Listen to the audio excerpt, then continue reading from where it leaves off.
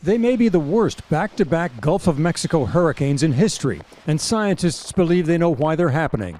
World Weather Attribution, a group of climate research interests, says Hurricane Helene had 10% more rain and 11% higher winds just because of climate change. Made it more destructive in multiple ways. And Hurricane Milton, coming just 2 weeks later, may not be a freak occurrence, but a sign of things to come. Multiple events that have been made each more destructive by climate change affecting the same area in quick succession. Warming ocean waters are fueling more intense storms everywhere, but nothing quite like what the Gulf of Mexico can cook up.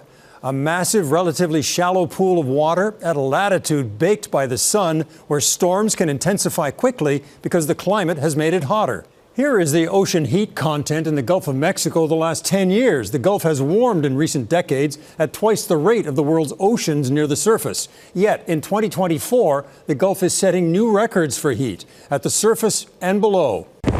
Helene could have dredged up cold water to tamp down the onset of Milton, except the Gulf is warm even at depth. Milton underwent what we call rapid intensification, and that wouldn't have happened in a world where the sea surface temperatures were cooler. The U.S. Gulf Coast is 2,700 kilometers long, increasingly at risk for late-season hurricanes.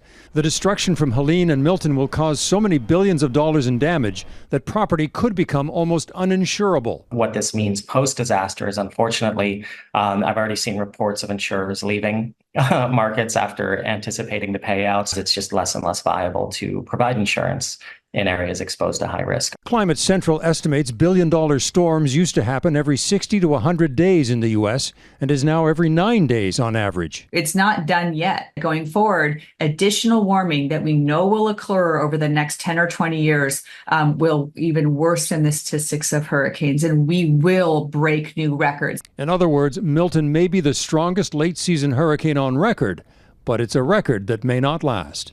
Eric Sorensen, Global News, Toronto.